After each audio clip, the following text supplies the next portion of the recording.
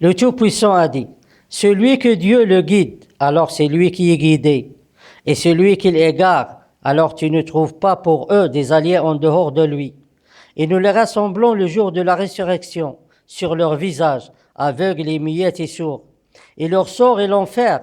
Chaque fois qu'elles se calment, nous leur ajoutons des flammes.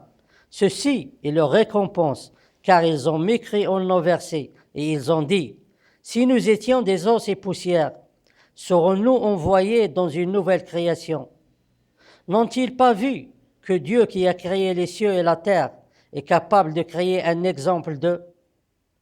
Et il leur a fixé un délai certain. Puis les injustes ont tout ignoré pour rester dans leur non-croyance. Dit, si vous possédez les trésors de la miséricorde de mon Seigneur, alors vous les inez, par peur des dépenses, et l'homme est très avare. Au cours des années précédentes, quand la télévision était l'appareil la plus performante dans le domaine de l'électronique, peu de gens étaient connus par leur visage. Et ce sont ceux qui apparaissaient constamment à la télévision, comme par exemple les dirigeants et les célèbres artistes, que ce soit des acteurs ou des chanteurs ou d'autres. Alors que dans ce temps, et avec la présence d'Internet, chaque personne peut présenter et montrer son visage à tout le monde, à travers différents sites web. Beaucoup parmi eux font ceci sans aucun but précis, sauf peut-être pour garder quelques souvenirs et les partager avec leur famille et leurs amis. Mais il y en a certains qui cherchent un but précis. Il se peut par exemple que quelqu'un veut que son visage apparaisse dans le ciel, ou même peut-être un exemple de lui apparaît dans le ciel. Beaucoup des dirigeants insignifiants et des spirituels hypocrites et aussi des scientifiques arrogants voient des événements dans le ciel qui ont une influence sur les événements de la terre. C'est comme une prédiction de ce qui peut être un avenir pour la terre ou bien pour montrer des événements qui auraient pu se produire dans un passé proche ou même peut-être un passé loin sur la terre.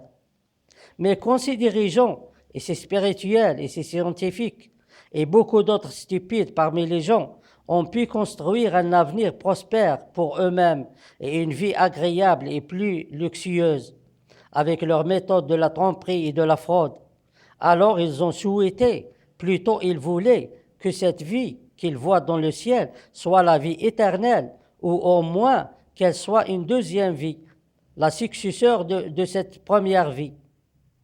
C'est-à-dire que la personne décédée passe de la première vie à la deuxième vie immédiatement après que son corps devienne des os, c'est-à-dire immédiatement après que tout son corps se décompose. Ils sont tellement étranges, ces gens arrogants et tyranniques. Ils ont la mentalité de l'héritage dans toute chose, même lorsqu'ils veulent passer d'une terre à une autre terre ou d'une vie à une autre vie. La vérité de ce qui se trouve dans le ciel n'est qu'un exemple pour que les gens sur terre connaissent la puissance et la capacité de Dieu Tout-Puissant de créer n'importe quelle création et d'anéantir la création, et aussi pour exposer les hypocrites et les égoïstes.